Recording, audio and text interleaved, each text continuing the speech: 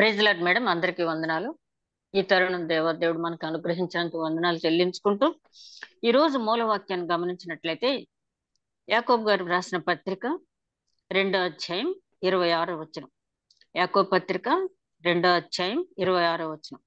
ప్రాణము లేని శరీరం ఎలాగో మృతమో అలాగే క్రియలు లేని విశ్వాసము మృతము. ప్రాణము లేని శరీరం ఎలాగో మృతమో అలాగే క్రియలు లేని విశ్వాసమును మృతము. ప్రేమ మేడన్ మా తండ్రి, ఇంతవరకు సజీవ లెక్కల ఉంచి ఈ తరుణం మాకు అనుగ్రహించినంత వందనాలు. దయగల మా ప్రభు, చిన్న మందగా కూడి నేను స్తుతించి ఆరాధించుకున్న భాగ్యం దయచేసినంత వందనాలు. వాక్య జ్ఞానంలోకి వెళ్ళబోతుంటానుగా తండ్రి, నన్ను మరుగుపరిచి నన్ను ఒక బోరుగా వాడుకోండి తండ్రి. దయగల మా ప్రభు, వింటున్న ప్రతి ఒక్కరికి వినగల చెవి, గ్రహించగల మనసు, ఆచరించగల హృదయం దయచేయండి. అదే విధంగా నాయన వింటున్న వారికి నాకు పరిశుద్ధాత్మ నడిపింపు దయచేయండి. కార్యాంతమని స్తుతించిన భాగ్యం దయచేయమని, ఏ రకమైన ఇబ్బందులు ప్రకృతి సంబంధంగా కానీ, ఆరోగ్య సంబంధంగా కానీ, టెక్నికల్ ప్రాబ్లమ్స్, రికార్డింగ్ కానీ ఏ రకమైన సమస్యలు లేకుండా నీ కాపుదల ఉంచి నాయన వాక్యం, విత్తబడిన వాక్యం నాయన ఏ ఉద్దేశంతో నీవు ఈ పరిశుద్ధ గ్రంథంలో వ్రాయించావు, ఆ ఉద్దేశాన్ని విన్న ప్రతి ఒక్కరూ అర్థం చేసుకుని ఆచరించగలిగే భాగ్యం దయచేయమని మా ప్రభువును నీ ప్రియ కుమారుడని యేసుక్రీస్తు ద్వారా వేడుకుంటున్నాం తండ్రి. ఆమేన్. మరొకసారి వందనాలండి అందరికీ. ఈ యాకోబు గారు రాసిన పత్రిక 2వ అధ్యాయం మనం చూసినట్టయితే ఆ ఈ 2వ అధ్యాయం అంతా చదివినప్పుడు ఇవన్నీ కూడా మనకు తెలిసిన విషయాలే కదా. పరిశుద్ధ గ్రంథంలో యాకోబు గారు దీన్ని పొందుపరచాలా అని అంటే పైన మనం ఒక్కసారి జస్ట్ గ్లాన్స్ అంటాం కదా, అలా చదువుకుని వెళ్ళిపోతే ఆ రకమైన అభిప్రాయం మనకు ఏర్పడుతుంది ఎవరికైనా సరే. కానీ లోతుగా పరిశీలించినట్లయితే చాలా ప్రాముఖ్యమైనటువంటి అంశాలైన రాశారు. జేమ్స్ ద జస్ట్ అని ఆయన్ని ఊరికి అనలేదు, నీతిమంతుడైన యాకోబు అని చెప్పి. ఆయన ఇంకొక మాట కూడా ఉంది కదా ఆయనకి, ఒంటే మోకాళ్ళ యాకోబు అని చెప్పి, అంత ప్రార్థనాపరుడు కాబట్టి ఆ పరిశుద్ధాత్మ నడిపింపు ప్రేరేపణ ద్వారా మనము పరిపూర్ణం కావటానికి, మనము పరిపూర్ణత పొంది ఇతరులను వెలిగించడానికి, ఆ దైవ సంబంధమైన జ్ఞానం మనం పూర్తిగా పొందుకోవటానికి విశ్వాసులం అనుకుంటూ ఎక్కడ తప్పిపోతున్నామో, ఎక్కడ పడిపోతున్నామో అనేది చాలా చక్కగా మాటలు వివరించారు. ఈ 2వ అధ్యాయంలో 26 వచనాలు. 26 వచనాలు 2 భాగాలు చేసుకున్నట్టయితే 1వ వచనం నుంచి 13వ వచనం వరకు ఒక భాగం, 14వ వచనం నుంచి 26వ వచనం వరకు ఒక భాగం. ఈ 1వ వచనం నుంచి 13వ వచనం వరకు ఆయన చెప్పింది ఏంటంటే, వివక్ష చూపకూడదనే హెచ్చరిక. వివక్ష చూపకూడదనే హెచ్చరిక. నీ దగ్గరకు వచ్చిన వాళ్ళ స్టేటస్ ని బట్టి నువ్వు వివక్ష అనేది చూపకూడదు. ఇక 14వ వచనం నుంచి 26వ వచనం వరకు చూస్తే విశ్వాసము మరియు క్రియలు, విశ్వాసానికి క్రియలకి ఉన్నటువంటి సంబంధం. నిజంగా ఆ 2వ అధ్యాయం అంతా కూడా నేను చదివి ఆ నిఘంటు, అదే విధంగా కామెంటరీ బుక్స్ అన్ని చూసినప్పుడు ప్రతి విశ్వాసి కూడా ఈ 2 విషయాలు ప్రతి రోజు గుర్తుంచుకోవాలి. ఈ 2 విషయాలు ఏంటంటే వివక్ష చూపకపోవటం, రెండోది క్రియాసహితమైన విశ్వాసం. నిజంగా ఈ 2 మనం కలిగి ఉంటే క్రిస్టియానిటీ అనేది ప్రపంచం అంతా ఎప్పుడో వ్యాప్తి చెంది ఉండేది. ఈ 2 విషయాల్లో మనం అలసత్వం అంటే దీనికి విశ్వాసానికి సంబంధం ఏంటి? నేను దేవుణ్ణి పూర్ణ హృదయంతో, పూర్ణ ఆత్మతో, పూర్ణ మనసుతో, పూర్ణ వివేకంతో నేను ఆరాధిస్తున్నాను కదా. అట్లాంటప్పుడు దీనికి నీ విశ్వాసానికి సంబంధం ఏంటి? నేను పరలోక రాజ్యం వెళ్ళటానికి ఇవేమి ఆటంకం కావు కదా. ఇవి సెకండరీ థింగ్స్. నేను పరిపూర్ణమైన విశ్వాసం కలిగి ఉన్నాను, దేవుని పట్ల పరిపూర్ణమైనటువంటి విశ్వాసం నేను కలిగి ఉన్నాను అని చెప్పి భావించడం వల్ల చాలా మంది 2 విషయాల్లో కాస్త అశ్రద్ధగానే ఉన్నారు. అందరూ అనుకోవాలి, దీంట్లో ఎవరికి ఎక్సెప్షన్ లేదు. వాక్యం ధ్యానిస్తున్న నేను, వింటున్న ప్రతి ఒక్కరం కూడా ఏదో ఒక సమయంలో అనుకోకుండా ఇట్లాంటి పరిస్థితి ఎదురైనప్పుడు మన ప్రవర్తన ఏ విధంగా ఉంటుంది అనేది ఒకసారి పరిశీలించుకుంటే 26 వచనాలు కనుక మనం గమనించినట్లయితే యాకోబు గారు విశ్వాసులను ఎంతగా పరీక్షించాడు అంటే, ఎక్స్రే వేసినట్టుగా, ఇంకా చెప్పాలంటే స్కానింగ్ అనండి, ఆ సిటీ స్కానింగ్ అనండి, ఎంఆర్ఐ స్కానింగ్ అనండి, ఎన్ని రకాలుగా విశ్వాసులను పరీక్షించేసి ఈ 2 కూడా చాలా మేజర్ ప్రాబ్లమ్స్ క్రిస్టియానిటీలో క్రిస్టియన్స్ అని చెప్పుకుంటూ మేము విశ్వాసం అని చెప్పుకునే వాళ్ళు రెండు కూడా ఉన్నాయని చెప్పి ఆయన చెప్పడం జరిగింది. ప్రారంభ వచనాల్లో చూస్తే, నా సహోదరులారా, మహిమా స్వరూపియగు మన ప్రభు అయిన యేసుక్రీస్తును గూర్చిన విశ్వాస విషయంలో మోమాటం గలవారై ఉండకుడి. చూడండి, 2వ అధ్యాయం ప్రారంభ వచనంలో ఆయన ఏం చెప్పారంటే, మహిమా స్వరూపియగు మన ప్రభు అయిన యేసు క్రీస్తును గూర్చిన విశ్వాస విషయంలో మోమాటం లేని వారై ఉండకడి. మోమాటం లేని వారై ఉండండి, మొహమాటంతో ఉండవద్దు అని చెప్తున్నాడు. కానీ మనకి ఎక్కడ లేని మొహమాటం. దేవుడి దగ్గరకు వచ్చేటప్పటికి, దేవుని వాక్యం అనుసరించడానికి వచ్చేటప్పటికి నలుగురితో పాటు ఉండాలి కదండి. ఏదో లోకంలో ఉంటున్నాం కదండి, తప్పదు కదండి. అబ్బో, ఎక్కడ లేని మొహమాటం అనేది మనకి, మీరు కానివ్వండి, నేను కానివ్వండి, ఏదో ఒక సందర్భంలో ఆ మొహమాటానికి లోనవుతాం. అందుకనే మత్తయి సువార్త 22వ అధ్యాయం 15-16 వచనాలు చూస్తే, అక్కడ పరిసయ్యులు యేసుక్రీస్తుని మాటల్లో చిక్కుల్లో పెట్టడానికని వచ్చి, బోధకుడా, నీవు సత్యవంతుడు అనియు, సత్య మార్గమును బోధిస్తావనియు, నీవు సత్యమును అనుసరిస్తావనియు, మోమాటము లేనివాడు అనియు. చూడండి, వాళ్ళు అంటున్నారు పరిసయ్యులు, ఏది యేసుక్రీస్తుని రక్షకుడుగా అంగీకరించిన వారు యేసుక్రీస్తుని గురించి ఇస్తున్న స్టేట్మెంట్ ఏంటంటే, నీవు మొహమాటం లేనివాడివి. మరి రక్షణ పొంది, బాప్తిసం పొంది, రక్షకుడిగా యేసుక్రీస్తుని బాహాటంగా మనం రక్షకుడిని అంగీకరించిన మనం ఎన్ని విషయాల్లో మొహమాట పడుతున్నాం. మార్నింగ్ లేచిన దగ్గర నుంచి రాత్రి నిద్రపోయే వరకు యాజ్ ఏ క్రిస్టియన్ గా క్రీస్తు విషయంగా, మహిమా స్వరూపియగు యేసు క్రీస్తు విషయంగా మనం ఎన్ని విషయాల్లో మొహమాట పడుతున్నాము.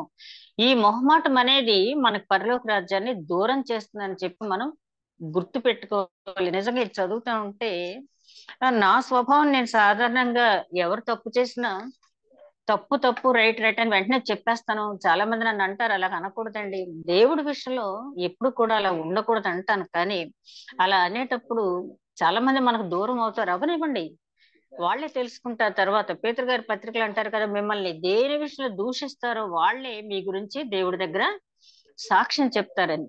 కాబట్టి మనం క్రీస్తు విషయంగా మొహమాటం అనేది మనం పెట్టుకోకూడదు. అదే విధంగా దేవునికి పక్షపాతం. తర్వాత క్రింది వచనాలు మనం గమనించినట్లయితే 2వ వచనం నుంచి 4వ వచనం వరకు చూస్తే, ఎలయనగా బంగారం ఉంగరం పెట్టుకుని ప్రశస్త వస్త్రములు ధరించుకొని ఒకడు మీ సమాజ మందిరంలోనికి వచ్చినప్పుడు మురికి బట్టలు కట్టుకున్న దరిద్రుడును లోపలికి వచ్చిన ఎడల మీరు ప్రశస్త వస్త్రములు ధరించుకున్న వారిని చూచి సన్మానించి, నీవిక్కడ నుండి మంచి స్థలము కూర్చుండమని చెప్పి ఆ దరిద్రంతో నీవు అక్కడ నిలువుము, లేక ఇక్కడ నా పాదపీఠం దిగువన కూర్చుండుము అని చెప్పిన ఎడల మీ మనస్సులో భేదములు పెట్టుకొని మీరు దురాలోచనతో విమర్శన చేసిన వారు అగుదురు కదా. ఇది సాధారణంగా క్యాజువల్ గా జరిగేది. చూడండి, ఎవరైనా మంచి వస్త్రాలు కట్టుకుని దర్జాగా, మరి వేళ్లకు ఉంగరాలు పెట్టుకుని, వాళ్ళు ఇంకా అవసరమైతే మెళ్ళో చైన్స్, బ్రాస్లెట్స్ ఇవన్నీ పెట్టుకుని, లేకపోతే లేడీస్ అయితే పట్టు చీర కట్టుకుని, మరి ఒంటి నిండా నగలతో, డాబు దర్పంతో వచ్చిన స్త్రీని చూడగానే, పురుషుని చూడగానే సహజంగా ఆ కదలిక అనేది, రండి సార్, రండి మేడం, ఇక్కడ కూర్చోండి అని పిలవటం అనేది మర్యాద. ఇక చాలా మంది మన సంఘాలైతే, సంఘ పెద్దలైతే గుమ్మలోకి వెళ్ళి ఎదురెళ్ళిపోయి తీసుకొచ్చేస్తారు వాళ్ళు. అలాంటప్పుడు ఒక పేదరాలు లేకపోతే ఒక పేదవాడు, అది మురికి వస్త్రాలంటే అక్కడ మురికి అని కాదు కానీ దీనత్వంతో ఉన్నటువంటి ఆ వస్త్రాలు ధరించుకున్న వ్యక్తి, పురుషుడు గాని స్త్రీ గాని వచ్చినప్పుడు ఏమంటారంట, నువ్వు ఇక్కడ నిలబడు, అక్కడ నిలబడు, లేదా కూర్చోవాలంటే నువ్వు నిలబడలేకపోయినట్లయితే నా పాదం దగ్గర కూర్చో, అంటే నా కాళ్ళ దగ్గర కూర్చో అని చెప్తా ఉంటా. అదే గొప్ప ధనికుడు ధనికురాలు వచ్చినప్పుడు గబగబా జరిగి మనం ప్లేస్ ఇవ్వటం, అవసరమైతే మనం ముందుకెళ్ళిపోయి మనం వెనక్కి వెళ్ళి వాళ్ళ ముందు కూర్చోబెట్టడం జరుగుతూ ఉంటాయి. ఇట్లాంటి పనులు మన సంఘంలో అబ్జర్వ్ చేస్తే విలేజెస్ లో చాలా తక్కువ, కానీ టౌన్, సిటీస్, మెట్రోపాలిటన్ సిటీస్ మనం గమనించినప్పుడు అంతా కూడా highly educated and well established families వస్తాయి. కాబట్టి వాళ్ళు ఇట్లాంటి బిహేవియర్ ఎక్కువగా ఉంటుంది విలేజెస్ లో, ఇది కొంచెం తక్కువే. అందుకనే యాకోబు గారు ఏమంటున్నారంటే, ఇట్లాంటి భేదాలు మీరు పెట్టుకుని ఇట్లాంటి వివక్ష మీరు చూపించవచ్చా, అసలు చూపించకూడదని చెప్తూ, దేవుడికి ఏ పక్షపాతం అనేది లేదు. చూడండి, మత్తయి సువార్త 8వ అధ్యాయంలో ఒక శతాధిపతి వచ్చి ఆయన అడుగుతాడు, మా ఇంట్లో సేవకుడు పెరాలసిస్ తో బాధపడుతున్నాడు అని చెప్పి స్వస్థత ఇమ్మని చెప్పి అడిగినప్పుడు యేసుక్రీస్తు స్వయంగా వెళ్ళాలనుకున్నప్పుడు ఆ శతాధిపతి అంటాడు, లేదు లేదు, నువ్వు రావద్దు, నిన్ను నా ఇంటికి తీసుకెళ్ళటానికి నేను అంత సమర్థుడు కాదు. నా దగ్గర కూడా చాలా సెంచురీన్ అంటే దగ్గర 100 మంది పైనే పనిచేసే వాళ్ళు ఉంటారు కదా, నా దగ్గర కూడా పనిచేసే వాళ్ళు ఉన్నారు. కాబట్టి వాళ్ళు ఒకళ్ళు రమ్మంటే వెళ్తారు, పొమ్మంటే వెళ్తారు. కాబట్టి వాళ్ళతో నేను కబురు చేస్తాను అని చెప్పి ఆయన విధేయత చూసినప్పుడు యేసుక్రీస్తు అంటాడు, ఇశ్రాయేలీలోన ఇంతటి విధేయత, ఇంతటి విశ్వాసం మనం చూడగలమా అని చెప్పి అక్కడికక్కడ, అంటే దేవుడు ఇంతటి విశ్వాసం మనం చూడగలమా అని చెప్పి ఆ శతాధిపతి గురించి అన్నాడంటే ఆయన నిత్యరాజ్య ప్రవేశానికి ఇక ఏమాత్రం ఆటంకం లేదు, వెళ్ళిపోతాడు ఆ శతాధిపతి. తర్వాత మనం గమనించినట్లయితే ఆ జక్కయ్య ఇంటికి వెళ్ళినప్పుడు ఏమంటాడు, జక్కయ్య మారు మనసు పొంది అతని ఆస్తి బీదలకు ఇవ్వటం, అదే ఎవరి దగ్గర అన్యాయం తీసుకుంటే 4 చెల్లిస్తానని చెప్పి అతను కన్ఫ్యూస్ అయినప్పుడు, అతనే ఒప్పుకున్నప్పుడు ఏమంటాడు, ఇతను అబ్రహాము కుమారుడే. అప్పటి వరకు ట్యాక్స్ కలెక్టర్ గా ఉండి ప్రజలను పీడించిన వ్యక్తి మారు మనసు పొందిన వెంటనే దేవుడు అన్నాడు, ఏ మాత్రం తడవ చేయకుండా ఇతడు కూడా అబ్రహాము కుమారుడే. అలాగే 18 సంవత్సరాల నుంచి మరి నడుము వంగిపోయి బాధపడుతున్న స్త్రీని బాగు చేసి, అమ్మ నువ్వు చక్కగా నిలబడంటే స్ట్రైట్ గా నిలబడని చెప్పి ఈమె కూడా అబ్రహాము కుమార్తె. ఆ బంధకాల్లో పడి ఉంది ఇవిడు, కానీ ఈమె కూడా అబ్రహాం కుమార్తె అని చెప్పి అంటాడు. అదే విధంగా ఆ సురేఫెనిక స్త్రీ ఆయన దగ్గరకు వచ్చినప్పుడు, అమ్మా నీ విశ్వాసము గొప్పది, ఆమె యూదురాలు కాదు అన్యురాలు అయినప్పటికీ ఆయన ఏమంటాడు, అమ్మా నీ విశ్వాసము గొప్పది. అలాగా ఎక్కడికక్కడ ఆయన స్త్రీ అని, పురుషుడని, యూదుడని, గ్రీసు దేశస్థుడని ఏ భేదం లేకుండా వాళ్ళల్లో ఉన్న విశ్వాసాన్ని బట్టి వారిని శ్లాఘించాడు తప్పించి వాళ్ళకున్న స్టేటస్ లేకపోతే వాళ్ళకున్న క్యాస్ట్, క్రీడ్ ఇట్లాంటివి చూసాను ఇప్పుడు కూడా మెచ్చుకోలేదు. అట్లాంటప్పుడు ఆయనంత సమానంగా చూసేటప్పుడు నువ్వెందుకు లేనిపోయిన పార్షాలిటీ చూపిస్తున్నావు, నువ్వెందుకు వివక్ష చూపిస్తున్నావు? యాజ్ ఎ క్రిస్టియన్ గా నీ పూర్ణ హృదయంతో దేవుణ్ణి అనుసరించేవాడు అయితే మరి ఆయన ఏమంటాడు, ఈ దాసుడు ఎప్పుడు కూడా యజమానిని అనుసరించాలి, యజమాని ఎక్కడుంటే దాసుడు అక్కడే ఉండాలి, యజమాని ఎల్లవేళలా దాసుడు అనుసరించాలని చెప్తాడు. ఆయన ప్రభువుగా మనం అంగీకరించినట్లయితే ఆయన మనం ఎందుకు అనుసరించలేకపోతున్నాం? అనుసరించలేకపోవడానికి కారణం ఏంటంటే ఆ మొహమాటం. చూడండి, రోమిలు రాసిన పత్రిక 12-10-11 వచనాల్లో పౌలు గారు అంటారు, సహోదర ప్రేమ కలిగి ఒకరికంటే ఒకరు ఘనులుగా ఎంచుకొనడి. అస్సలు మన వల్ల కాదు ఇది. ఒకరికంటే ఒకరు ఘనులుగా ఎంచుకోండి. ఏదో మొహోటానికి మీకంటే ఏంట్లండి, మీరు చాలా ప్రజ్ఞావంతులు, మీరు అది ఇది అంటే ఎక్కువ మంది, అందరూ కష్టమా, ఎక్కువ మంది మెంటాలిటీ ఎలాగుంటుందంటే ఏదో మొహం మీద అంటారు కానీ పెద్ద చెప్పొచ్చాడులే, పెద్ద చెప్పొచ్చిందిలే, మాకంటేనేంటి చాలా గర్వం, అతిశయం, అతనికి చాలా అతిశయం, లేకపోతే ఆవిడకి అతిశయం అని చెప్పి వెనక మాట్లాడతారు. కొంతమంది అయితే ముందుగానే విమర్శిస్తారు. కాబట్టి పౌలు గారు ఏమంటున్నారంటే, అసలు నీకు సహోదర ప్రేమ అనేది ఉంటే ఒకరికంటే ఒకరు ఘనుడని ఎంచుకోండి. ఆ సహోదర ప్రేమ మనం కలిగి ఉంటే, ఒకరికంటే ఒకరు ఘనుడని ఎంచుకుంటే అసలు ఈ సంఘాల్లో ఈ కక్షలు, కార్పణ్యాలు అనేవి ఉండవు. అదే విధంగా లూకా సువార్త 6:20 వచనంలో ఆయన అంటాడు, బీదలైన మీరు ధన్యులు, దేవుని రాజ్యం మీది. ఇక్కడ బేదలు అంటే ఫుడ్ విషయంగా కాదు, కానీ ఆధ్యాత్మిక బేదరికం మనకు తెలుసు కదా. ధన్యతలో చెప్పేటప్పుడు ఆయన ఏమంటారు, ఆత్మ విషయమై దీనులైన వారు ధన్యులు, పరలోక రాజ్యం వారిది అని చాలా డైరెక్ట్ గా చెప్తాడు ఆయన. ఆత్మ విషయంలో దీనులైన వారు ధన్యులు, పరలోక రాజ్యం వారిది. ఒక క్రిస్టియన్ అల్టిమేట్ గోల్ ఏంటి మనకి? పరలోక రాజ్యం, అంతే కదా. ఆ పరలోక రాజ్యానికి వెళ్ళాలి అంటే మనం ఆత్మ విషయమై దీనత్వం కలిగి ఉండాలి. ఈ ధన్యకరమైన జీవితం మనం జీవించాలి అంటే, ధన్యత అంటే దేవునితో కలిసి ఆనందించే ఆనందం, అది లౌకిక ఆనందం కాదు. అలా ఆనందించాలి అంటే నేను పరిశుద్ధుడిని, మీరు కూడా పరిశుద్ధులుగా ఉండండి. శుద్ధీకరించే దేవుని నేనే, మీ వల్ల కాదని చెప్పాడు లేవికాండలో. కాబట్టి మనం ఆయన చేత శుద్ధీకరించబడాలంటే ముందు అసలు మనలో ఉన్నది ఏంటో మనకు తెలియాలి. ఆయన ఎంత పవిత్రుడో మనం గమనించాలి. అట్ ది సేమ్ టైం ఆయనకి మనకున్న వ్యత్యాసాన్ని మనం గమనించినట్లయితే ఆ పశ్చాత్తాపం అనేది ఆటోమేటిక్ గా వచ్చేస్తే. అబ్రహాం ఏమంటాడు, ఆదికాండం 18వ అధ్యాయంలో నేను దుమ్మును ధూళిని అంటాడు. సుంకర్ ఏమంటాడు? ఆకాశం వైపు కన్నులెత్తి చూడటానికైనా నాకు యోగ్యత లేదని తల వంచుకుని రొమ్ము కొట్టుకుంటూ, దేవా పాపిని నన్ను కరుణించు. ఎంత దీనమైన ప్రార్థన చేశాడంటే, ఆ దీనత్వం మనలో రావాలంటే మనం ఎదుటి వాళ్ళని బాగా స్టడీ చేస్తాం, కానీ మళ్ళీ మనం స్టడీ చేసుకోవడంలో అహం అడ్డొచ్చేస్తుంది. పౌల్ గారు అంతటి వాడే అంటాడు కదా, నన్ను నేను ఎప్పుడు కూడా ఆడిట్ చేసుకోను, నా ఆడిట్ ఆఫీసర్ దేవుడే, నన్ను ఆడిట్ చేయటానికి, నన్ను పరీక్ష చేయటానికి దేవుడికి అప్పచెప్పేస్తున్నాను. దావీదు మహారాజు కూడా అంటాడు కదా, దేవా నన్ను పరిశీలించు, పరిశోధించు, నీకు ఆయాస్కరమైన మార్గంలో నాలో ఉన్న వాటిని తొలగించు తండ్రి అని చెప్పి అడుగుతాడు. కాబట్టి మనకు మనం పరీక్ష చేసుకున్నప్పుడు మనకి ఎప్పుడు కూడా బానే అద్దంలో ముఖం చూసుకుని బయటకు వెళ్ళిపోయి మర్చిపోయిన వాళ్ళ ఉంటారని చెప్పి మొదటి అధ్యాయంలో ఉంది కదా.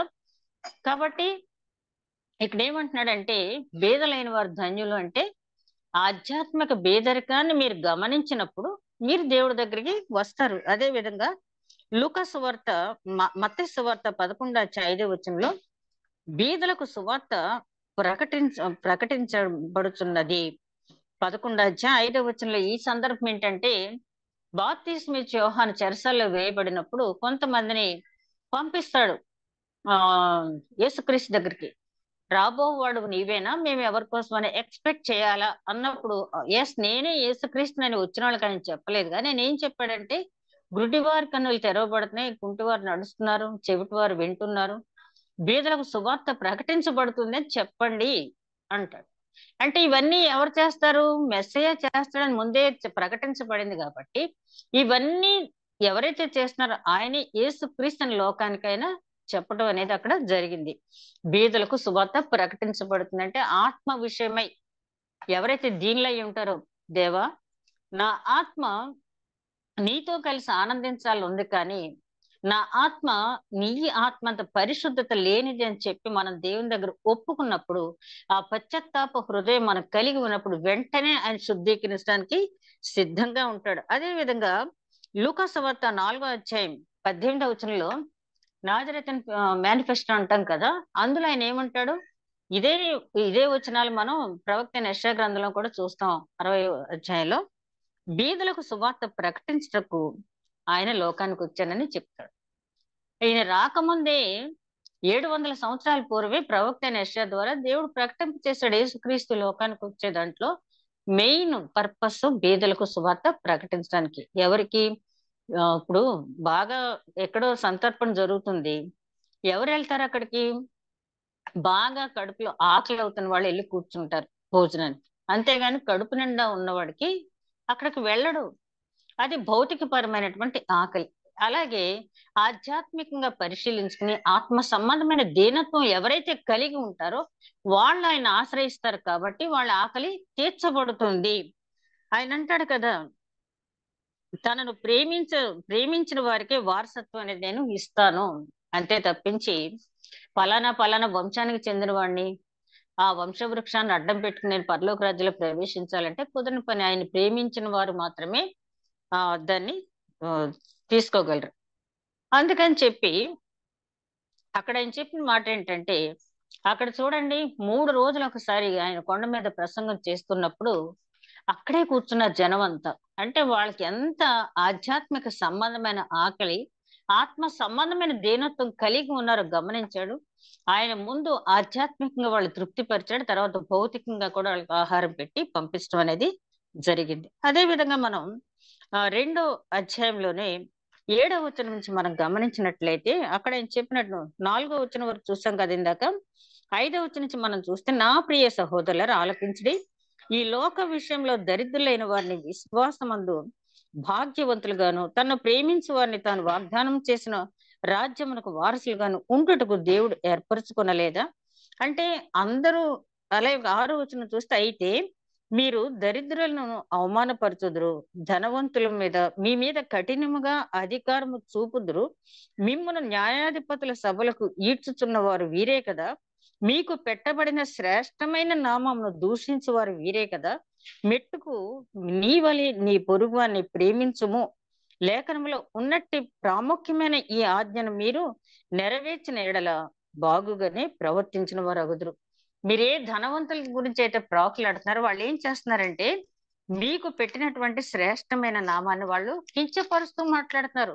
క్రీస్తును అనుసరించే వారిని క్రిస్టియన్స్, క్రైస్తవులు ఇప్పటికీ కూడా చాలా మంది ఆ క్రిస్తాని అమ్మాయ, ఆ క్రిస్తాని అబ్బాయ, క్రిస్టియన్సా, లేతే ఇంకోటి మాట్లాడతారు. అదే కాకుండా చక్కని పేర్లు పెడితే వాళ్ళు ఇష్టం వచ్చినట్టు సుబిగా, వెంకయ్య, వాళ్ళ ఇష్టం ఏదో వెంక ఇలా మాట్లాడతారు అనమాట. ఒకసారి మా స్కూల్ కి ఒక మండల ఎడ్యుకేషన్ ఆఫీసర్ గారు వచ్చారు.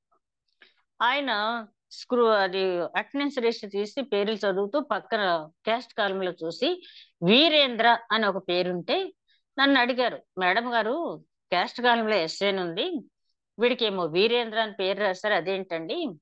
అదేంటండి నేను రాయటం ఏంటండి? వాళ్ళ తండ్రి ఆ పేరు చెప్పారు, మనం రాసాం. అబ్బాయి అలా రాయకూడదండి. ఏం రాయాలి సార్ అన్నారు. ఏ వీరయ్యను రాయాలంతే తప్పించి వీరేంద్ర అనేది అప్పర్ క్యాస్ట్ వాళ్ళు పెట్టుకునే పేర్లండి అవి.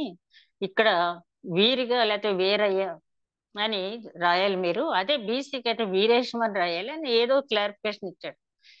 నేను అలాంటిది పాటించనండి. తల్లిదండ్రులు ఏ పేరు చెప్తే అదే, ఫలానా క్యాస్ట్ ఫలానా పేరు అని లేదండి అని చెప్పి ఆయనతో డిస్కస్ చేయటం జరిగింది.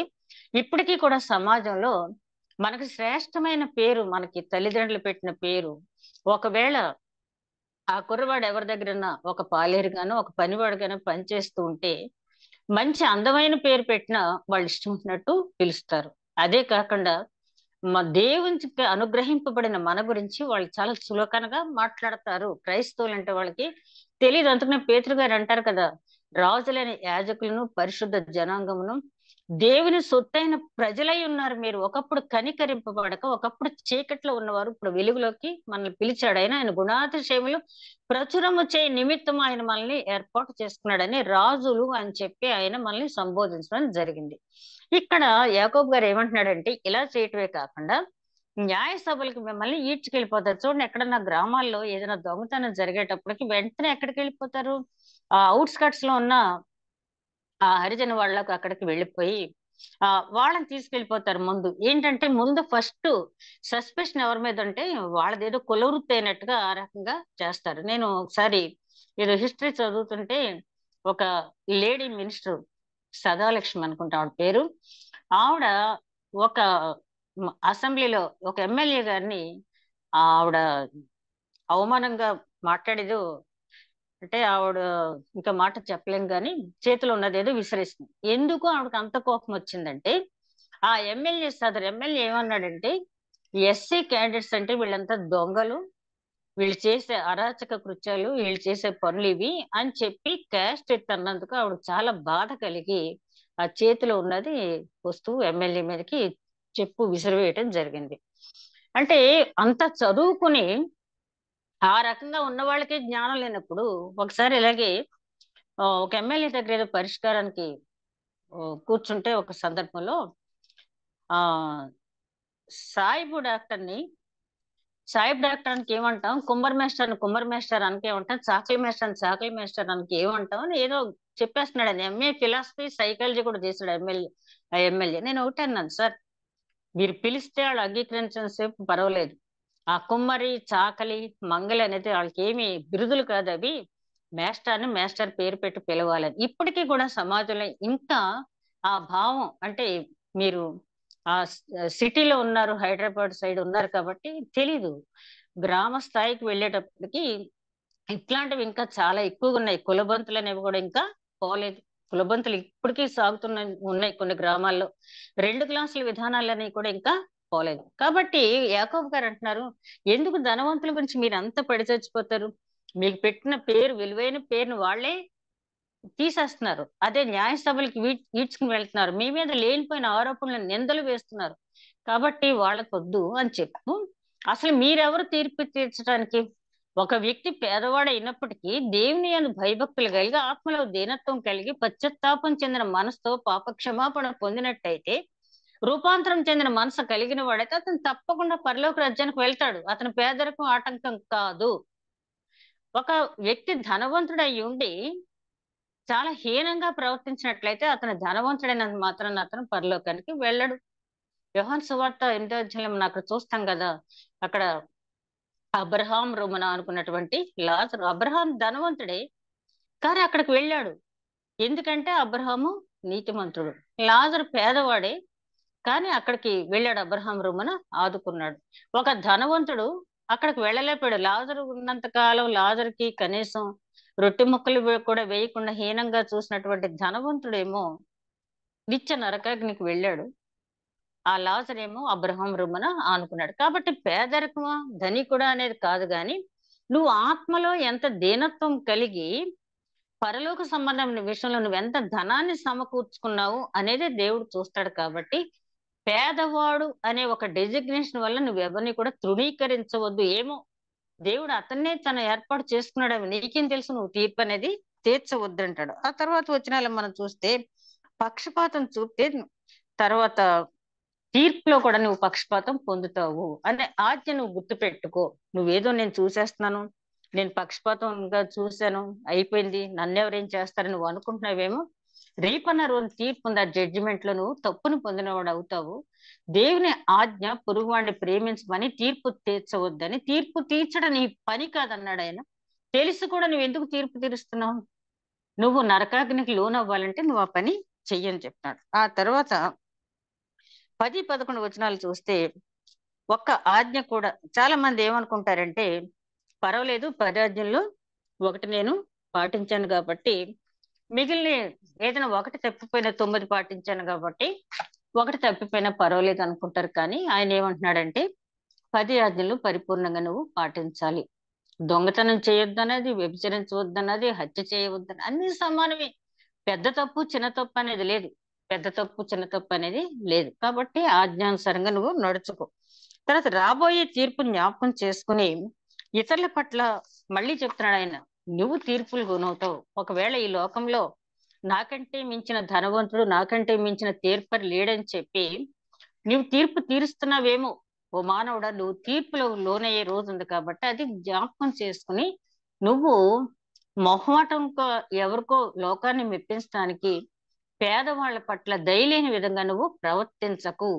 దేవుని దృష్టి అంతా వాళ్ళ మీదే. ఆత్మ సంబంధమైన బేదరికం, ఆత్మ సంబంధమైన దీనత్వం ఎవరికైతే ఉందో వాళ్ళనే ఆయన ఎంచుకుంటున్నాడని చెప్తున్నాడు. అదే విధంగా 13వ వచనానికి వచ్చేటప్పటికి ఆయన అంటాడు, కనికరం గలవారు ధన్యులు, వారు కనికరింపబడుతురు. ఇది మనకు తెలుసు కదా, కొండ మీద ప్రసంగంలో ఆయన చెప్తాడు. నువ్వు ఎవరి పట్లైనా కనికరం చూపుతా అంటే ఇది కూడా కొంచెం కాంట్రవర్సీ. ఎలాగంటే మనం ఇతర పట్ల కనికరం చూపేస్తే పరలోకానికి వెళ్ళిపోతామా? అది పరలోకానికి వెళ్ళటం అనేది కేవలము ఎఫెసీయులకు రాసిన పత్రిక 2వ అధ్యాయం 10-9 వచనాలు చూస్తే మీరు విశ్వాసమును కృప ద్వారా రక్షింపబడ్డారని చెప్పి, అది మనం పరలోకానికి వెళ్ళటం అనేది ఆ జడ్జిమెంట్ అనేది ఆయన ఇస్తాడు. కానీ కనికరం యాజ్ ఏ హ్యూమన్ బీయింగ్ నువ్వు కనికరం అనేది చూపాలి, కనికరింపబడతావు.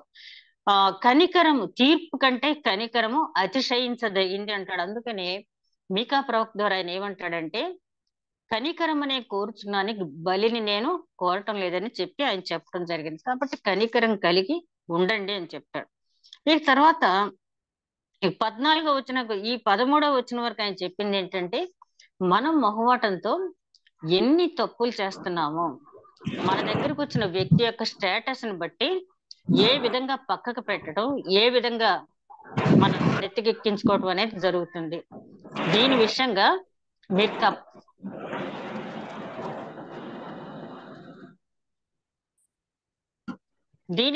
మీరు తప్పకుండా తీర్పుకు లోనవుతారు. కాబట్టి మీరు జాగ్రత్తగా ఉండండి. మొహమాటం లేని వారై, పక్షపాతం లేని వారై ఉండండి. ఎందుకంటే తీర్పుకు లోనయ్యే ప్రమాదం మనకి ఉంది. ఇక రెండో ఆస్పెక్ట్ ఏంటంటే క్రియలు, విశ్వాసము. విశ్వాసానికి క్రియలకు ఉన్న సంబంధం ఏమిటి? ఇది చాలా మంది ముందే చెప్పాను కదా, యాకోబు గారు క్రియలకి ఇంపార్టెన్స్ ఇచ్చాడు, విశ్వాసానికి ఇది కానే కాదు. అసలైన విశ్వాసం లేకుండా క్రియలనే లేవు, క్రియలనే లేకుండా విశ్వాసం లేదు. రెండింటిని వేరు చేసి చూడలేము అంటాడు ఆయన. ఎక్కడైతే విశ్వాసం ఉందో అక్కడ క్రియ ఉండాలి. ఆ చేసే క్రియలో విశ్వాసం లేకపోతే ఆ క్రియ దేవుని దృష్టిలో చెల్లుబాటు కాదని ఆయన చాలా ఖచ్చితంగా చెప్తాడు. క్రియలు లేని విశ్వాసము ఎవరినైనా రక్షించడం కష్టం. ఇక్కడ క్రియ అంటే చాలా మంది అనుకుంటారు, క్రియ అంటే ఏదో భౌతికంగా మనం చేసే పని క్రియ అని. కానీ ఇక్కడ యాకోబు గారు చెప్పిన మాటకి సరైన అర్థం ఆ కామెంటరీ బుక్ లో చూస్తే ఈయన దృష్టిలో క్రియ అంటే మనం గమనించవలసింది ఏంటంటే విధేయత, మాట, ప్రవర్తన, ఈ మూడు ఉంటాయంట. అంటే దేవుని పట్ల చూపే విధేయత, దేవుని సన్నిధిలో మనం ప్రార్థించేటప్పుడు మన మాట, అదే విధంగా పొరుగు వారితో మనం మాట్లాడే మాట, అదే విధంగా ప్రవర్తన. ఒక క్రైస్తవుని యొక్క ప్రవర్తన కూడా అది క్రియగానే పరిగణించబడుతుంది. మన మాట, మన ప్రవర్తన, అది కూడా విధేయత కూడా, ఇవి క్రియలుగానే ఉంటాయి. ఏదో కష్టపడి పనిచేయటం క్రియని కాదు. ఈ మూడు కూడా క్రియలతో. అంటే ఒక క్రైస్తవుడు దేవుని యందు పరిపూర్ణమైన విశ్వాసం నేను కలిగి ఉన్నానని చెప్పి గర్వంతో విర్రవేగకూడదు. విధేయత ఎప్పుడు కూడా కలిగి ఉండాలి. అననీయ గురించి చెప్పుకున్నాం కదా మనం అపోస్తల కార్యాల గ్రంథంలో. అతను అంటాడు, ప్రభువా ఈ పౌలు దగ్గరికి నన్ను వెళ్ళమంటున్నావా, సంఘాలని హింసించాడు అది ఇది అని చెప్తే నువ్వు వెళ్ళు అతనికి బాప్తిస్మం ఇవ్వు అని చెప్పి పంపించినప్పుడు వెళ్ళి ఏమంటాడు, సౌల్ని సౌలా సహోదరుడా అని పిలుస్తాడు. ఆ విధేయత అంటే దేవుని బిడ్డలు ఎప్పుడు కూడా ఒకరితో ఒకరు మాట్లాడుకునేటప్పుడు ఆ విధేయత అనేది ఉండాలి. చక్కని మాట, సమయోచితమైన మాట, సమయోచితమైన ప్రత్యుత్తరం చాలా అనర్థాలను ఆపుతుందని మనకు తెలుసు. కాబట్టి ఇక్కడ క్రియ అంటే నువ్వు పరిపూర్ణమైన విశ్వాసం అయితే నీ మాటలో విశ్వాసం కనపడాలి, నీ ప్రవర్తనలో విశ్వాసం కనపడాలి, నీ విధేయతలో విశ్వాసం కనపడాలి. ఆ మూడు కూడా లేనప్పుడు నీవు దేవుని పట్ల ఎంత విశ్వాసం నువ్వు కలిగి ఉన్నా దానివల్ల ప్రయోజనం ఏమి లేదంటాడు. యేసుక్రీస్తు స్వయంగా ఏమంటాడు ఆయన 7వ అధ్యాయంలో, మత్తయి సువార్త 7వ అధ్యాయంలో, ప్రభువా ప్రభువా అనేవాడు పరలోక రాజ్యం చేరడు కానీ నా తండ్రి చిత్తం ప్రకారం చేయువాడే నాకు ఇష్టలేని వారే నేను చాలా చక్కగా చెప్తాడు. ఆయన తండ్రి చిత్తం ఏంటి అనేది మత్తయి సువార్త 25వ అధ్యాయం 31 నుంచి 46 వచనాలు మనందరికీ బాగా సుపరిచితమైనటువంటి మాటలు. కుడి పక్కన గొర్రెలు, ఎడం పక్కన మేకలు, నా తండ్రి చేత ఆశీర్వదింపబడిన వారులారా అంటారు ఒక గుంపుని. ఇంకొకరిని అది శపించబడిన వారు అంటారు. ఎవరు ఆశీర్వదింపబడినవారంటే ఆయన చెప్తాడు, నేను ఆకలితో ఉన్నప్పుడు నాకు భోజనం పెట్టారు, నేను దాహంతో ఉన్నప్పుడు మంచినీళ్ళు ఇచ్చారు, నేను వస్త్రహీనుడుగా ఉన్నప్పుడు నాకు వస్త్రాలు ఇచ్చారు, నేను పరదేశిగా ఉన్నప్పుడు పరామర్శించారు, నేను రోగినై ఉన్నప్పుడు నన్ను పరామర్శించారు, నా స్వస్థత కోసం మీరు కష్టపడ్డారు, అదే విధంగా నేను చెరసాల్లో ఉన్నప్పుడు నన్ను పరామర్శించారు. చెరసాలంటే ఆధ్యాత్మిక చెరసాలు. ఇలా నేను చెరసాలంటే కష్టం అని కూడా రెండో అర్థం ఉంది. అంటే నేను కష్టంలో ఉన్నప్పుడు మీరు వచ్చి నన్ను పలకరించారు.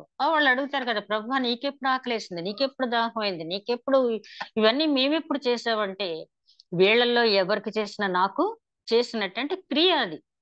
నీ విశ్వాసం ఉంది, పరిపూర్ణమైన విశ్వాసం నీకుంది, కానీ 4 గోడల మధ్య నువ్వు తలుపేసి కూర్చొని ప్రభువా ప్రభువా అని దినమెల్లా ప్రార్థన చేసినా దానివల్ల ప్రార్థన చెయ్యి, అది క్రియారూపంగా లేనప్పుడు. అందుకని యాకోబు గారు ఎక్కడి నుంచో తీసుకొచ్చి చెప్పలేదు, యేసుక్రీస్తు చెప్పిన మాటలను ఆయన చెప్పడం అనేది జరిగింది.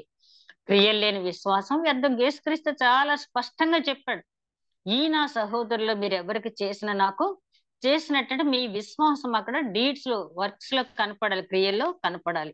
అదే విధంగా తర్వాత వచనాల్లో మనం గమనించినట్లయితే యోహాను సువార్త 3వ అధ్యాయం 17-18 వచనాలు చూసి, చిన్నపిల్లలారా దేవుని ప్రేమ ఎలాగ నిలిచినంటే ఆ క్రింది వచనాలు అంటాడు, మీరు ప్రేమ ఎలాగ నిలిచినో మాటతోనూ నాలుకతోనూ కాక క్రియతోనూ సత్యముతోనూ ప్రేమిద్దాం.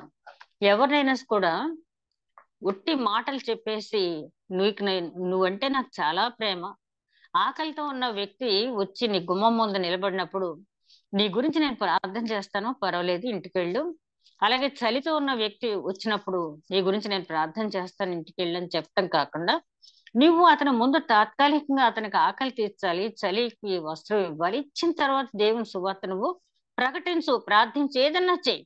అంతే తప్పించి ముందు చేయవలసిన పని చేయకుండా నాకు చాలా విశ్వాసం ఉందని చెప్పుకున్నట్టయితే ఆ విశ్వాసము నిలబడదు, సరైన విశ్వాసము కాదు అని చెప్తాడు. మొహమాటంతో ఉండొద్దు. అలాగే మీరు చేసే ప్రతి పని కూడా మాదిరికరంగా ఉండాలి. మన మిషనరీస్ చేసిన పని అదే కదా. వాళ్ళు ఇక్కడ రాగానే ముందు ఏం చేస్తారు, మన లాంగ్వేజెస్ నేర్చుకున్నారు, మన ప్రాబ్లమ్స్ అన్ని అర్థం చేసుకున్నారు.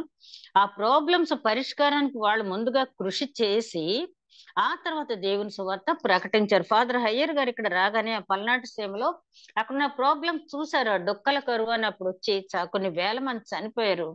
కాబట్టి ముందుగా వీళ్ళకి ఏదో ఒకటి ఉపాధి కల్పించాలని 2000 ఎకరాల స్థలం కొని పండ్ల తోటలు అవి పెట్టించడం, పవర్ లూమ్ పెట్టించడం, వాళ్ళకి ఏదైతే ఆ వృత్తి వచ్చో వాళ్ళతో ఆ వృత్తులు చేయించి దాని ద్వారా వాళ్ళు సువార్త ప్రకటించారు. అంతే తప్పించి వచ్చేసి నేను ఫారిన్ నుంచి వచ్చాను మీ సువార్త ప్రకటిస్తాను వినండి అంటే ఎవరు కూడా వినరు. అలాగే సర్ ఆర్థర్ కాటన్ గారు కూడా ఆయన ఏం చేశారు, ఆ ధవళేశ్వరం బ్యారేజ్ కట్టించారు.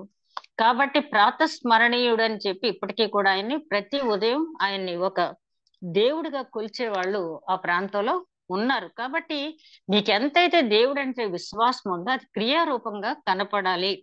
అదే విషయంగా మనం గమనించినట్లయితే 24వ వచనంలో అంటాడు, అబ్రహాం విశ్వాసం చూడండి. అతడు మరి చివరికి 22వ అధ్యాయంలో ఏమంటాడు, నీకు ఒక్కడైన కుమారుని తీసుకొచ్చి నాకు అర్పించు అంటాడు. మాట్లాడకుండా 3 దినాలు ప్రయాణం చేసి తన కొడుకుని తీసుకెళ్లి ఆ బలిపీఠం మీద కూర్చోబెడతాడు. చెయ్యి ఎత్తుతాడు, కత్తి పైకి ఎత్తినప్పుడు అబ్రహామా ఆగు అంటాడు దేవుడు.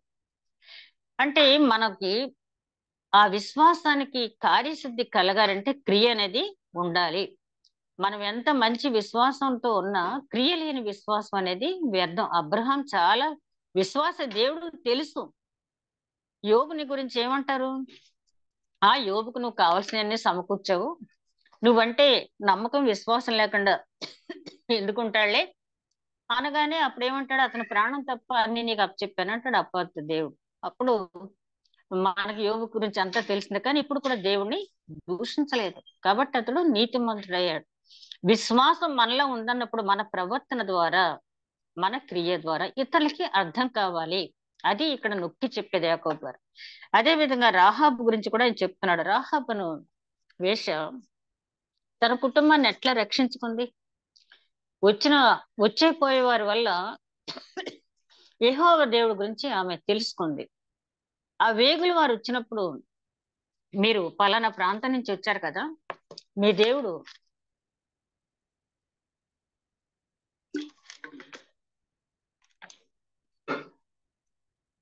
యెహోవా దేవుడు కదా, ఆయన చేసిన కార్యాలు ఇశ్రాయేలీయులకి ఆయన చేసిన అద్భుత కార్యాలు అన్ని విన్నాం. ఎర్ర సముద్రాన్ని పాయలుగా చేశాడు, యోర్దాను నది నీటిని గోడగా నిలబెట్టాడు, పగలు మేఘస్తంభంగా రాత్రి అగ్నిస్తంభంగా మిమ్మల్ని నడిపించాడు, మన్నా కురిపించాడు, మీకు అన్ని చెప్పేస్తున్నాడు వాళ్ళతో. ఆ క్రియలన్నీ మాకు తెలుసు అని చెప్పి అక్కడితోటి ఆగిపోలేదు. యెహోవా దేవుడు సృష్టికర్త కాబట్టి నేను నమ్ముతున్నాను అని ఆగిపోతే రాహాబు చరిత్ర మనకి పరిశుద్ధ గ్రంథంలో ఉండనే ఉండదు. ఆవిడ ఏం చేసింది, ఆ వేగులు వారిని మరొక దారి గుండా పంపించింది. అది క్రియ. ఆవిడకు ఉంది విశ్వాసం. ఆ విశ్వాసము దేవుని సువార్త ప్రకటింపబడటానికి అది ఉపయోగపడాలి. నీకెంత పరిపూర్ణమైన విశ్వాసం ఉన్నా నువ్వు 4 గోళ్ల మధ్య మోకరించి రోజంతా ప్రార్థన చేయటం ప్రార్థన చెయ్యి, కానీ దాంతో పాటు మరి డిఎల్ మూడీ గారు కానీ బిల్లీ గ్రహం గారు కానీ వీళ్ళందరూ కూడా ఎంత ప్రార్థనా పరులు, ఎన్ని క్రియలు జరుగుతున్నాయి, ఎంత మందికి వాళ్ళు హెలికాప్టర్స్ విమానాల ద్వారా కూడా వాళ్ళు సహాయాన్ని అందిస్తున్నారు. అందుకని చివరికి ఆయన ఏం చెప్తాడంటే, ప్రాణం లేని శరీరం ఎంతో క్రియలు లేని విశ్వాసం కూడా అంతే. చివరికి తేల్చేశాడు ఆయన, ప్రాణం లేని శరీరం ఎంత అందమైన శరీరం అయినా దానివల్ల మనకేం కూడా ఉపయోగం అనేది ఉండదు. క్రియలు లేని విశ్వాసం కూడా అట్లాంటిదే. ప్రియ సహోదరి సహోదరులారా, ఈ యాకోబు పత్రిక 2వ అధ్యాయంలో మనం ముఖ్యంగా గమనించాల్సింది ఏంటంటే ఈ 2 అంశాలు. ఒకటి, దేవుని బిడ్డల పట్ల పక్షపాతం. దేవుని బిడ్డలనే కాదు, ఎవరి పట్లైనా మన పక్షపాతం అనేది చూపకూడదు. అవునంటే అవును, కాదంటే కాదన్నట్టు ఉండాలి, కానీ మొహమాటం దేవుడి విషయంలో ఉండకూడదు. మొహమాటం ఎంత వరకు తీసుకెళ్తుందంటే నిన్ను నిత్య నరకాగ్ని వరకు తీసుకెళ్ళిపోద్దాం మొహమాటం అనేది. కాబట్టి చాలా జాగ్రత్తగా ఉండండి దేవుని విషయంలో. అదే విధంగా మరి షడ్రక్, మెషక్, అబేద్నెగోలు, దానియేలు అట్లాంటి మొహమాటం చూపించినట్టయితే ఆ బబులోను సామ్రాజ్యంలో అంతమంది రక్షింపబడేవారా? వారు చూపించినటువంటి తెగింపు, వారు చూపించినటువంటి క్రియాసహితమైన విశ్వాసాన్ని బట్టి ఆ రాజు మారారు, అక్కడ ఉన్నటువంటి అనేక మంది జనాంగం మారారు. అదే విధంగా విశ్వాసం నీకు ఎంత ఉన్నప్పటికీ చెయ్యదగిన సహాయం నువ్వు ఇతరులకు చెయ్యి. అంటే నువ్వు రక్షింపబడ్డావు కాబట్టి సత్క్రియలు చెయ్యి, అంతే తప్పించి మనం ఏదో సత్క్రియలు చేసేస్తే రక్షింపబడతాం దేవుడు ఎప్పుడు కూడా చెప్పలేదు. ముందు నువ్వు రక్షింపబడాలి, యేసుక్రీస్తుని రక్షకుడిగా నీ నోటితో ఒప్పుకుని హృదయం మందు విశ్వసించాలి. ఆ తర్వాత ఆయన ఏర్పాటు చేసినటువంటి సత్క్రియలు మనం చెయ్యాలి. ఆ సత్క్రియలు అనేవి లేకుండా ఇప్పుడు దుర్గా జీవితాన్ని మనం గమనించినట్టయితే ఆమె చాలా పేదరాలు. ఆమెకి ఉన్న ఆయుధం ఏంటి? ఒక సూది. ఆ సూదితో ఎంతో మంది విధవరాండ్రికి దుస్తులు కుట్టింది. ఆమె సత్క్రియల గురించి పేతురు దగ్గర చెప్పినప్పుడు, లేదు ఇట్లాంటి ఆమె చనిపోవటానికి వీల్లేదని చెప్పి దేవుని ప్రార్థించి బ్రతికించడం అనేది జరిగింది. ఆ దుర్గాకి విశ్వాసం ఉంది కాబట్టి ఆమె ప్రార్థన చేసుకుంటూ ఉంటే అంతమంది ఆవిడ గురించి సాక్ష్యం ఇచ్చేవాళ్ళు కాదు. ఇలా పరిశుద్ధ గ్రంథంలో అనేకమైన ఉదాహరణలు ఉన్నాయి. అనేక మంది మిషనరీస్ జీవిత చరిత్రలు మనకు తెలుసు. చదివి వదిలివేసేవారు కాకుండా మనం ఎంత స్థాయి విశ్వాసం అయితే కలిగి ఉన్నామో అంత స్థాయి క్రియలు, అంటే మన ద్వారా చేయవలసి వచ్చినప్పుడు, నిలబడవలసి వచ్చినప్పుడు, క్రియ అంటే దేవుడి కోసం నిలబడవలసి వచ్చినప్పుడు నిలబడటం కూడా ఒక క్రియ. దేవుడి కోసం మాట్లాడవలసి వచ్చినప్పుడు మాట్లాడటం కూడా ఒక క్రియ. దేవుడి కోసం త్యాగం చేయవలసి వచ్చినప్పుడు ఆ త్యాగం కూడా ఒక క్రియ. అదే విధంగా మన చేతిలో ఉన్న ధనాన్ని బట్టి, మనకిచ్చిన తలాంతులను బట్టి ఇతరులకు దేవుని పేరట మనం చేసే సహాయం, ఆ సహాయం అంటే ఆయన అంటాడు దెయ్యాలు కూడా వణుకుతాయి. అది కాదు కావాల్సింది. నువ్వు వణకటం అంటే వణుకుతో పాటు దేవుని మీద భయభక్తులు కలిగి ఉండి నువ్వు చేసే ప్రతి పైసా, ప్రతి రూపాయి నువ్వు చేసే సహాయం అది వాళ్ళలో దేవుడి గురించి తెలిసేటట్టుగా చెయ్యాలి. అంతే తప్పించి నీకేదో ధనం ఉందని ఆ ఆ కార్యాలు చాలా మంది చేస్తారు, పుణ్యకార్యాలు, తీర్థయాత్రలకు వెళ్ళటం అన్ని కాదు. కానీ దేవుడు చెప్పింది ఏంటంటే నువ్వు చేసే సహాయం ద్వారా వాళ్ళు దేవుడిని తెలుసుకోవాలి. అది క్రియ. అట్టి నడిపింపు దేవుడు మనకి అనుగ్రహించును గాక. దయగల మా ప్రభువా, విత్తబడిన వాక్యం నూరంతలుగా ఫలింప చేసి, దయగల మా ప్రభువా నాయన మమ్మల్ని మేము పరీక్షించుకుని మేము విశ్వాసంలో నిలబడ్డాం అనుకుంటున్నాం తండ్రి. ఒకవేళ మొహమాటంతో నాయన మేము నీకు దూరం అవుతున్నామేమో, పక్షపాతి వైఖరి మాకు తెలియకుండానే అనుసరిస్తున్నామేమో, కొన్నిసార్లు నీ గురించి నిలబడవలసిన స్థానంలో నిలబడలేక, మాట్లాడవలసిన సమయంలో మాట్లాడలేక, విధేయత చూపించవలసిన సమయంలో విధేయత చూపించలేక నీకు దూరం అవుతున్నామేమో, ఈ వాక్యం ద్వారా మమ్మల్ని మేము పరిశీలించుకుని ముందుకు సాగే భాగ్యం దయచేయమని మా ప్రభువును నీ ప్రియ కుమారుడని యేసుక్రీస్తు ద్వారా వేడుకుంటున్నాం తండ్రి. ఆమేన్.